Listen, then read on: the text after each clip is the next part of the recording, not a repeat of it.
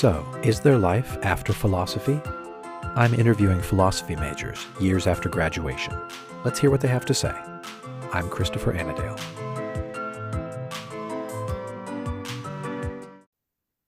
Welcome to Life After Philosophy. My guest today is Landon DePasquale. He currently serves as a strategic clients director at AmericanEagle.com, a web development company. He graduated with a philosophy major in 2009 from Wheaton College. Landon, welcome to the show. Thank you for having me, Dr. Annadale. I'm happy to be here. Now, Landon, this is a first. You are unique among my guests so far, the 15 or 16 of them, in that you're the first person I've spoken to who's not actually a former student of mine, nor did you attend any of the institutions that I've taught at. You're from Wheaton College in Illinois, but you've come to me highly recommended by my friend Father Josh Miller, whom I interviewed in episode 4 of this podcast. He said you should call up Landon and get him on the program. So I'm happy to have you here, but I also wanted to be sort of open with the fact that I really don't know much about you. You and I haven't ever met face to face. I appreciate you having me, and Father Josh gives much kinder recommendations than are deserved, so hopefully I can live up to his expectations. That's great. So why don't you tell us a little bit about what your life's been like in the 15 years since you completed your philosophy degree at Wheaton College and on your path towards your position now with AmericanEagle.com. What's been the role of philosophy in your life, both now and in the sort of the path that you've trod since then? Yeah, I would say it really starts at Wheaton when I was studying philosophy, because I went into Wheaton as a Protestant and I left as a Catholic. And that happened because of my study of philosophy. It was primarily Boethius that ended up converting me to the faith. I started off reading Aquinas and Anselm and Augustine, but for some reason it was Boethius in particular that really resonated with me. And obviously the Consolation is a huge, important monumental work in philosophy, but it was actually his work on De Trinitate that really got me down the route of realizing that Catholicism was the truth. And so it took me a few years, but my senior year at Wheaton, I ended up converting to Catholicism, joining the church. And that would not have happened without philosophy. That was a huge part of that transition. Well, that's amazing. That's interesting to me because I teach Boethius every spring to my freshmen here at Mount St. Mary's University. Was your encounter with philosophy then a very cerebral thing? Was this a case of a kind of intellect leading the affects and the rest of your life? Was that the kind of person that you were back in college? Yeah, that absolutely was the case. Using Augustine's analogy, I definitely had a conversion of the mind before I had a conversion of the will. I was really getting into philosophy, and what it forced me to do was ask questions that I wasn't going to engage otherwise. So I was reading all of these medievals, and I kind of pushed the Catholic stuff off to the side and said, you know what, that Catholic stuff, that's not for me. I don't need to worry about that. That's great that they do that, but that's not me. And I was finally forced to come to that question of, if I believe everything else about their philosophical system, I can't just ignore that piece. So I at least need to engage it and understand why they believe what they believe. And so in doing so, I came to this conclusion of, contrary to how I was brought up, believing that Catholics were crazy and a weird cult and all sorts of other goofy stuff, I came to a conclusion that what Catholics believed, especially these philosophers I was reading, was reasonable. And as soon as I made that shift, it was over for me. There was no chance for me not to become Catholic, because as soon as you make the move from this is a reasonable belief, I think you're forced to ask the question, why don't I believe that? Is my belief more reasonable than this other belief? And while I didn't see it myself, I wasn't admitting it to myself as it was happening, my friends around me all saw what was going on. They're like, you're becoming Catholic. I was like, no, I'm not becoming Catholic. I couldn't see it. And then one day, I think it was in between my sophomore and junior year, I kind of woke up one morning and it wasn't this great epiphany. It wasn't the heavens opening up. It wasn't anything like that. I kind of woke up and went, oh, I think I'm Catholic. And it was very, very much like that. And I said, okay, well, I guess I need to do something about this. And so even then, I had a conversion of the intellect, but not the will. And so it was, oh, I know I need to become Catholic, but I'll become Catholic later. That'll be something that comes down the road. Maybe if I go to grad school or do something like that, I'll do that, not now. And what I found out very quickly, again, I would say a very important philosophical learning, a really practical one, you cannot live differently than how you believe. It will ultimately destroy you. And so as I kept going to the Protestant church I was going to, I started to realize after a couple months, like, this is not going to work. I can't continue to say I believe this stuff and not engage Catholicism completely. And so it was another year and a half before I could go through RCIA because of when I hit that. But at that point, I was effectively Catholic in every way, but having been received in the church. I was going to Mass every Sunday. I believed everything the church taught. I was completely on board. And it was really about waiting to go through the process in order to become a real member of the church. Wow. Wow. What a story. That's remarkable. Especially a place like Wheaton, which, for people who don't know, Wheaton College has a very strong, is it called evangelical? Yes. My Protestant stepdad is background. actually a professor there, so that makes things even more interesting. Right. I wonder about, this is me thinking as someone who teaches Pascal Yeah. on the regular. Pascal seems to describe almost the kind of inverse of the process you're describing, a Yeah. conversion of the heart that then leads the intellect along. Do you have any thoughts about that? It sounds like you said, you can't believe, you can't act can't live contrary to your belief, or it'll For destroy any you. amount of time, after a while, it just gets brutal.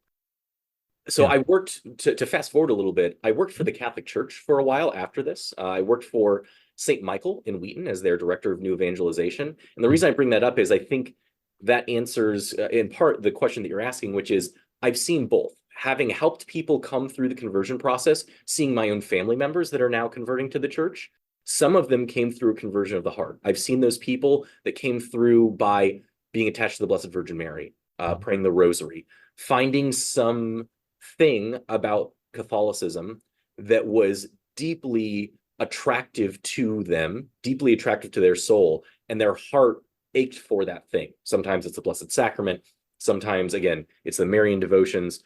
For me, it was the flip, and I saw other students that came in that opposite way. And so I think there are different ways that people convert. I think some people come in intellectually and need their affect to catch up. And I think there are other people that come in primarily through that. I don't want to say emotional because I don't think that's the right word to use here, but that more desired or attachment, and then the intellect comes afterwards. I've seen both. Yeah, T.S. Eliot calls it a desire for satisfaction of the whole being. Yeah, Is the kind of thing where Pascal will offer a certain path. There are other paths besides, many paths as well as many mansions, many doorways, yeah, into the many mansions. One of the obstacles that's sometimes raised nowadays, the past a decade or so, especially to people curious about the church, are the scandals that go yeah. on. Does that show up in your thinking as an intellectual or as an effective obstacle for people, or is it the kind of thing that can be can be dealt with? It wasn't an issue for me when I converted. I've seen it be an issue for some folks, and I think that there are people who are so harmed by that, either directly or indirectly, that there's a blocker that they're not capable of overcoming outside of some incredible, extraordinary grace in their life. Right. The way that I've always explained it to people is that if I believe this is true, and again, this is coming from me having primarily an intellectual conversion first, if I believe this is true, none of the other stuff matters, right? It doesn't matter whether I have positive or negative opinions about gravity, right? It doesn't matter whether I feel warmly towards the fact that the Earth is spherical, right? I don't have any sort of emotional attachment to the fact that humans live and that they're going to die. So in some ways, I didn't ever have an emotional attachment to that. In as much as saying it's horrible that this stuff happened and continues to happen, it should not have happened and should not continue to happen. Those members of the church that have either hidden it or caused it deserve the absolute and unending scorn of both ourselves, the church militant, as well as the church triumphant as well. But if I really believe that the Catholic Church is who she says she is, where else am I going to go? I mean, to use St. Peter's phrase, Lord, you have the truth. Like, where else are we going to turn? It Right. doesn't matter how evil and despicable some of the individuals in the church are. I think as soon as you come to the fact that it is the truth, your ability to set your emotions aside and let those appetitive horses be reined in by the reins of the intellect has to happen there. That's very well said. Thank you. That's great. I wanted to make sure I addressed that in thinking about conversion, both intellectual and sort of conversions of the heart. One needs to take account of the present state of things. Absolutely. What was your life like after working for the church? You worked for the church for a few years, and this is, of course, one obvious way of helping to serve the church. But both in terms of your work life and the way that you developed as a person, what happened after that? Yeah, I got married after attending Wheaton. My wife also converted. She was Lutheran and she converted a year later. We ended up having 4 kids. We have 3 girls and 1 boy. And so that was an important kind of background to all of this. The philosophical training that I got has been essential for me to pass on both the faith, but also how to think properly for my kids. I would say the most important thing that I feel like I can offer my children is their ability to think rationally and clearly about the things around them. If you'll forgive the phrase, I want my kids to have functioning bullshit detectors. And that can only happen if you have the mentality to be able to see the truth, be able to set aside your emotions and engage in things the way that they are, instead of telling yourself the pleasant lies that we tend to tell ourselves in order to come to a certain conclusion.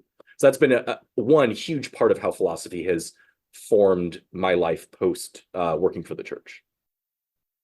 Oh, that's fantastic. That's certainly the presence of the critical intelligence, the critical thinking, especially for kids, right? For people growing up in a faith that should have some intellectual muscle on its bones. I don't know the source of this quote. I've always associated with Kierkegaard, but it comes back to me time after time. I need to finally chase it down. The origin of it. God does not need your pious lies. And I I like find that. that resonating in my head over and over again in different circumstances, in different contexts.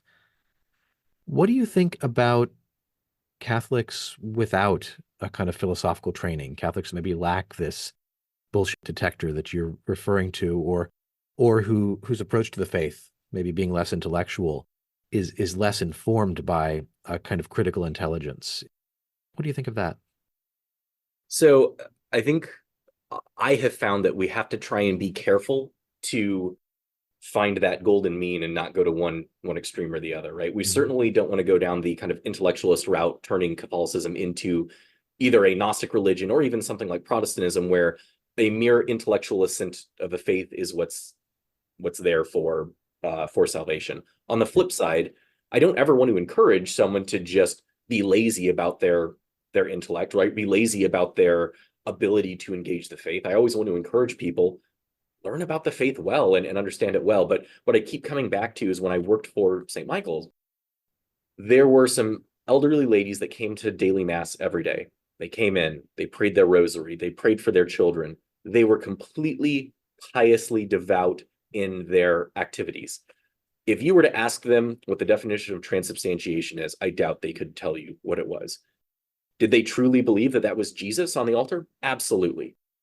But they could not give you the technical means to describe that process. And so what I keep coming back to is I think our Lord offers us the grace that we need, regardless of where our intellect is. And while we should always be striving to expand our intellect and develop our intellect, I don't think Catholicism has the same sort of intellectual bigotry that Protestantism has, where if you don't have a certain level of intellectual function or intellectual assent, there's no real ability to have the relationship or that salvific engagement with God that I think you get in Catholicism.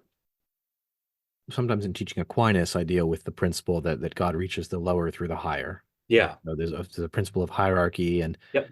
something like the role of an elite, the role of the capable in bringing along the less capable.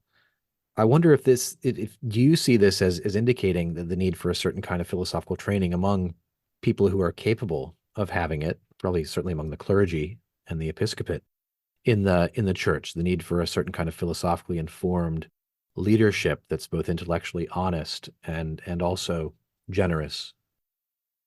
Absolutely. And I would say for myself, I don't think I would be even remotely as well rounded as I am without that. And for my own children, I don't think they would have the capacity that they have without the opportunities they've had to engage philosophy. And so I would say absolutely necessary for leadership, because I don't think unless you can think properly and you've been trained to think properly, you will be able to exercise that leadership appropriately. But I think even for the regular person, there's a really strong argument to be had for encouraging and engaging that intellectual curiosity and that intellectual development so that you become the sort of person that you want to be.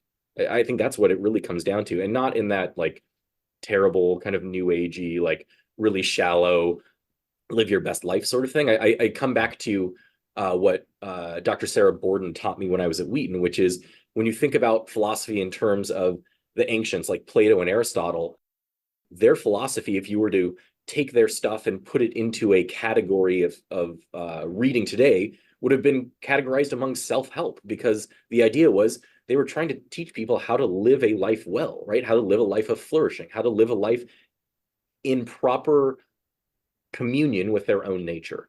And so I think our ability to do that requires some level of philosophical engagement and training, even for those people that may not realize they have it, the pious old lady sitting in the pews. Right. There's still an underlying level of philosophical foundation there that they may not recognize that they have.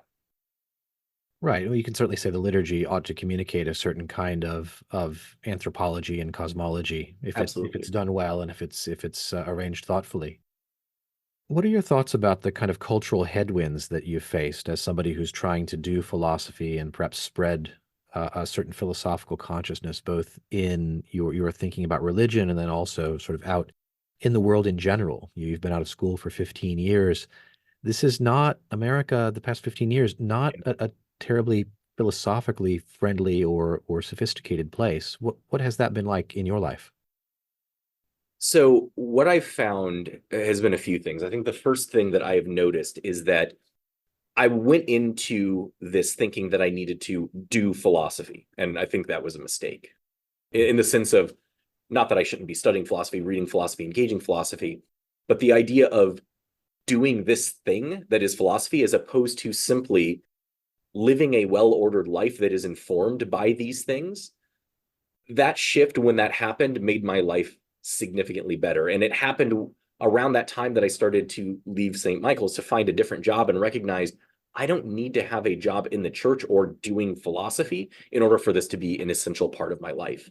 And once that shift happened, it went from angry arguments with people on the internet about why they were wrong to the ability to, I think, more practically engage people and have a conversation around where they are, what they believe, trying to honestly understand where they are, and instead of creating a straw man that I can easily knock down, really hear where they're coming from and what they believe, have a conversation that even if at the end of it, they don't come away going, I'm Catholic, or I completely believe in Aristotle's fourfold causes, at the very least, you've had a conversation that has been intellectually interesting and has caused them to ask some questions that will hopefully offer some kind of fruit down the road.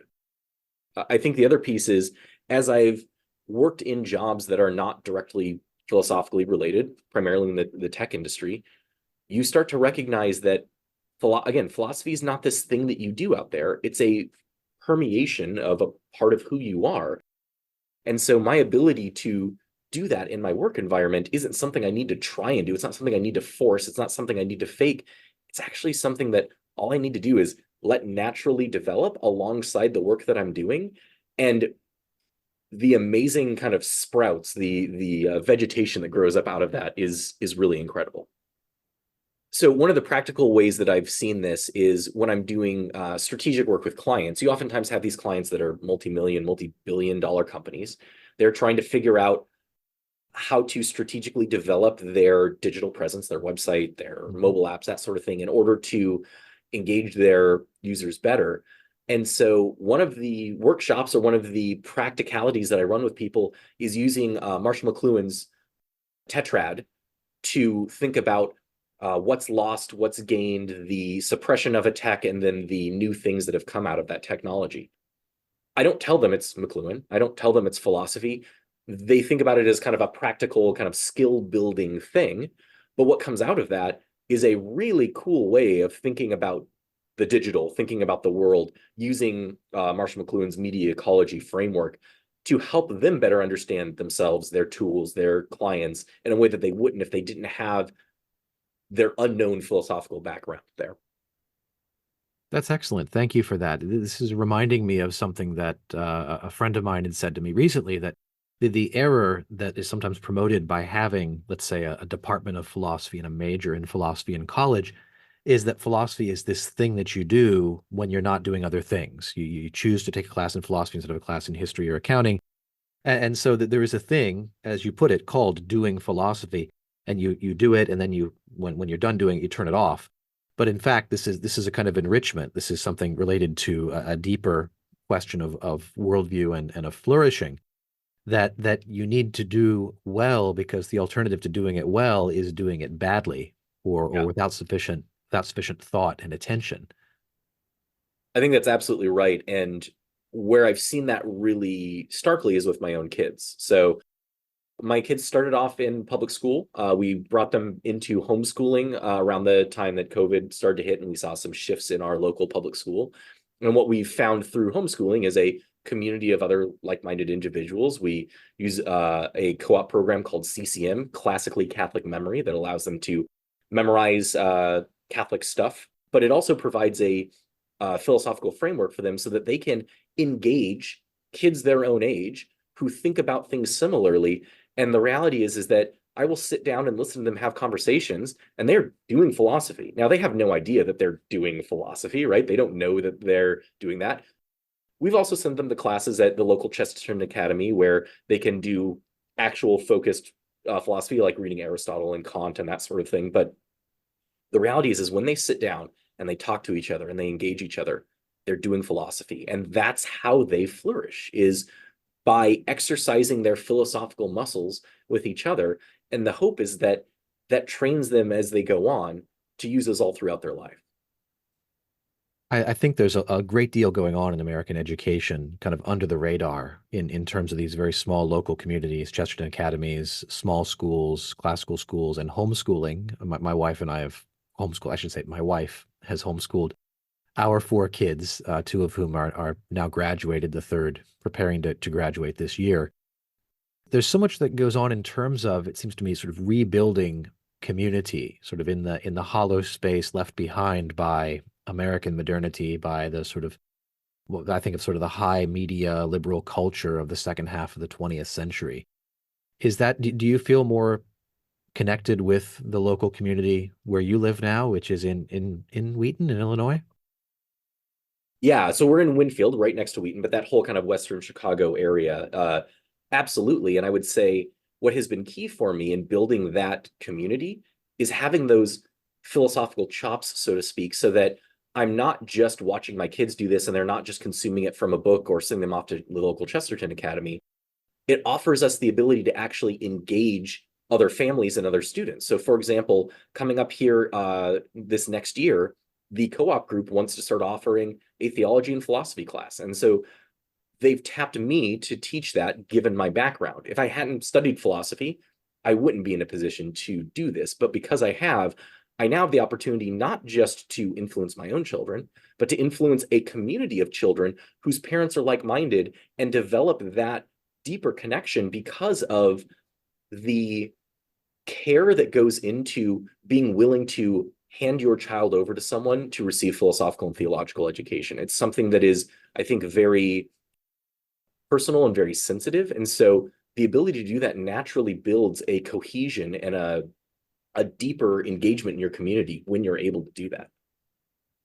That's been my experience as well. I actually am going to be taking my two younger kids to a moral theology class being taught by a friend of ours. And I'm thinking to myself now, looking ahead, my oldest is 23 and has just gotten married, and my second is 20 and is in her second year of college. And I'm thinking about the fact that my kids have been able to grow up in a local community with a group of like-minded Catholic homeschoolers with lots of children around. They've had this sort of cultural impressions. They've formed the sort of expectations about themselves, about others that have this kind of deep philosophical resonance that I know, other people I've talked to are looking for, and some people living in a different context from me. I live in Emmitsburg, Maryland, which is in, rural northwestern Maryland. other people, living in Alexandria, Virginia, or working in the city, I think are looking for something like that, and perhaps unable to find it. Do you think homeschooling is going to represent a kind of philosophical renaissance, perhaps in the formation of cultural communities and local communities and the like? When I see the quality of students coming out of our local homeschool co-op and I compare them to the kids that we know in our local public school, it is a night and day difference. Wow. And I don't mean that in a pejorative way of like, oh, these other kids are so bad. What I mean is that when I see the level of teaching and training and understanding that these kids have in the co-op, and then I look at these other kids who, through no fault of their own, have been put in this position where, especially with what's happened over the past few years, they haven't had the opportunities to learn and develop. We're talking about the difference between a child that can look an adult in the eye and have a conversation and talk about things that are interesting to that adult, to a kid that's literally not capable of stringing sentences together when they're talking to an adult. And so I think we're going to see not just a philosophical renaissance on the positive side, I think we're going to see a cultural cliff on the other side. And the way that I've thought about this is I want to build the sort of community and build the sorts of opportunities for my children so that when that time comes, they are poised to take full advantage of that compared to other individuals who didn't have those opportunities. And I think when I think about those people who you were describing, folks that want this but maybe don't have it or don't know where to find it, I think there are two pieces. One, look around for it, because if you look for it in a concerted effort, you will probably find it. And if you don't, and it's really not there, then build it. Build the thing that you want. And that's where having that philosophical background is essential.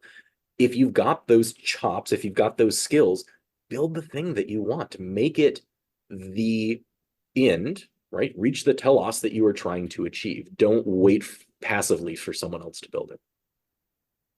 There does seem to be this axis of activity and passivity, of sort of intellectual sort of forward motion or sort of outward motion, maybe comparing to kind of muscular strength versus the kind of torpor and weakness you'd Yeah, have after being bedridden for a certain amount of time.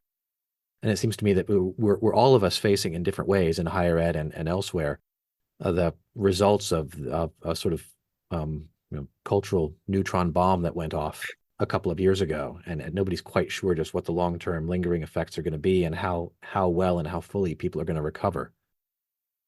absolutely. And I think one of the things that I think a lot of people misunderstand is they think about philosophy contrary to practicality, right? Mhm. Philosophy is intellectual, it's idealized, it's something that's out there in the ether, and there's nothing practical to it. It can be that if it's done improperly, but I think my experience with philosophy has been that it's eminently practical. And I think another good example of that is my day job is working for a web development company, doing strategy, employing philosophy as a way of engaging my clients, engaging those questions, helping my team, doing all the things that you would normally need to do in a work environment. Philosophy makes those things so much easier.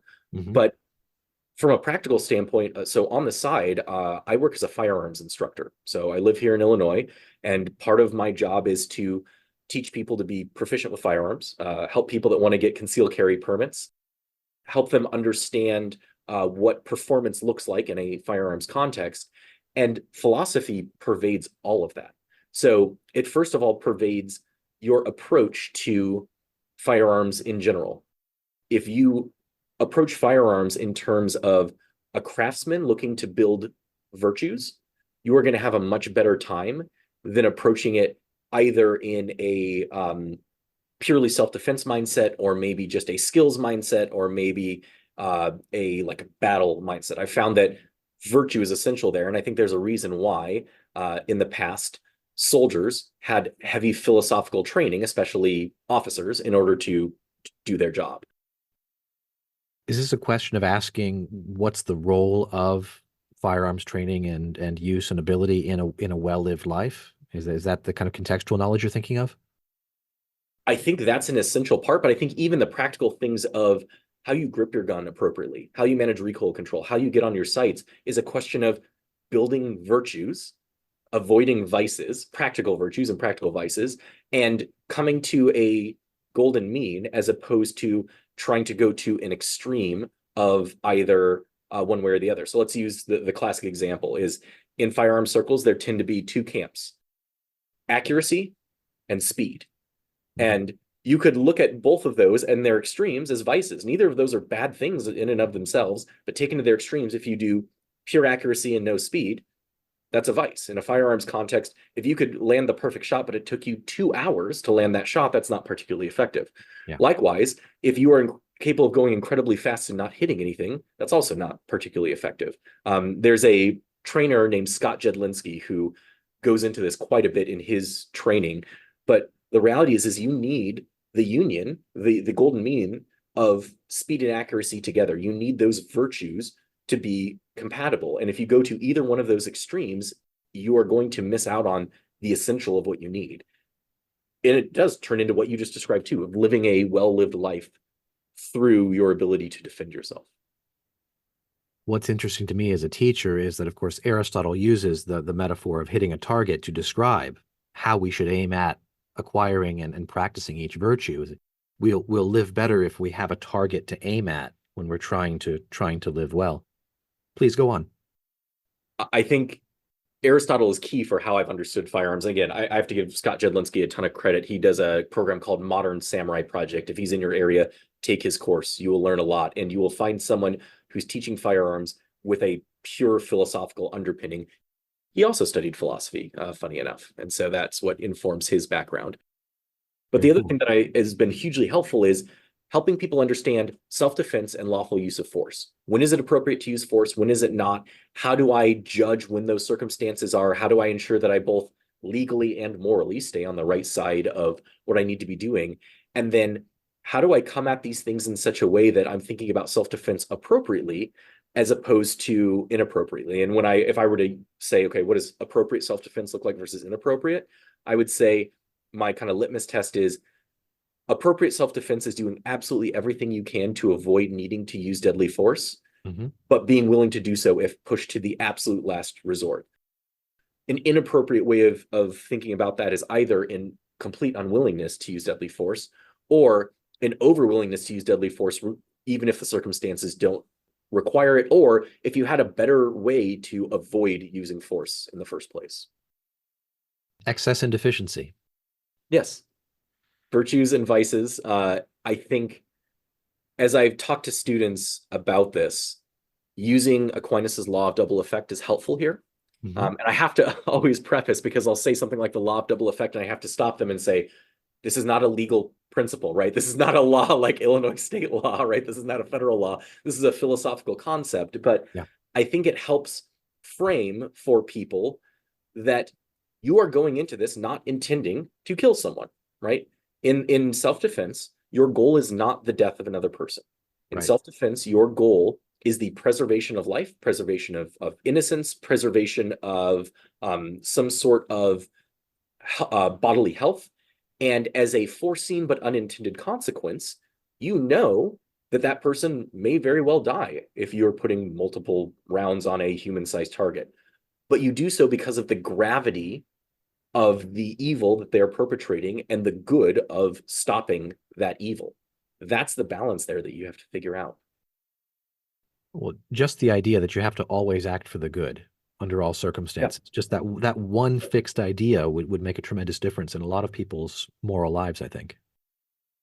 It does, and I think it also enters into a really interesting question, which is, as a private individual, when do you step in self-defense?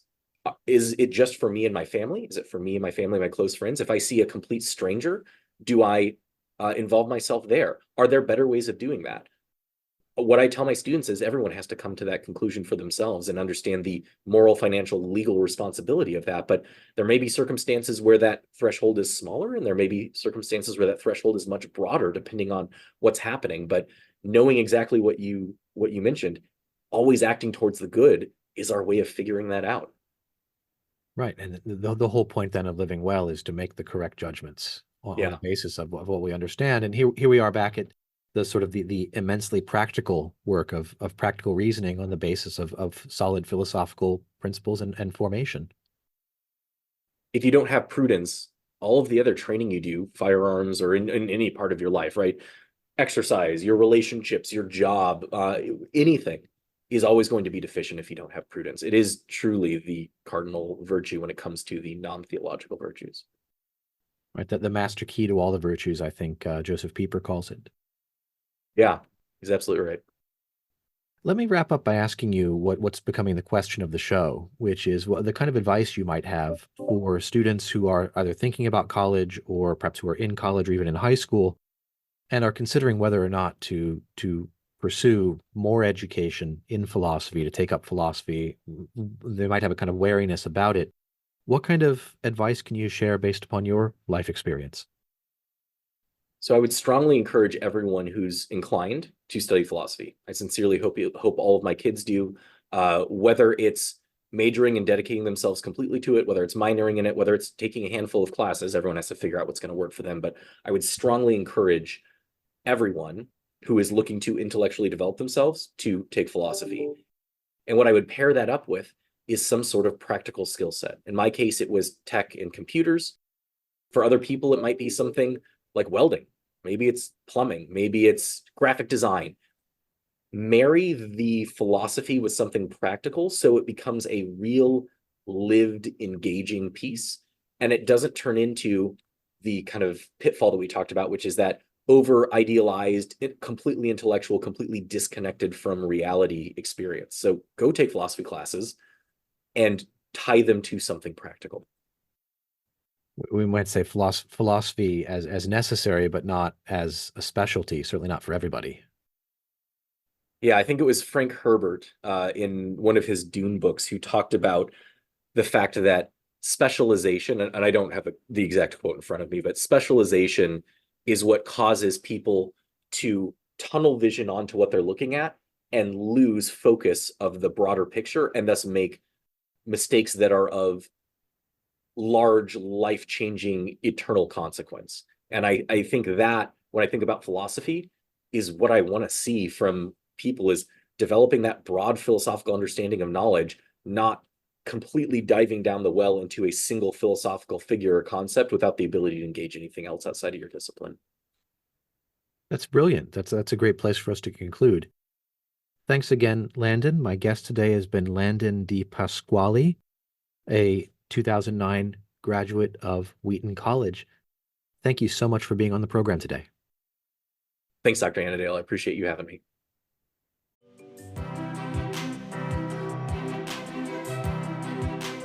Thank you for listening to Life After Philosophy. If you enjoyed the podcast, please rate it 5 stars and share this episode with a friend. I appreciate your support.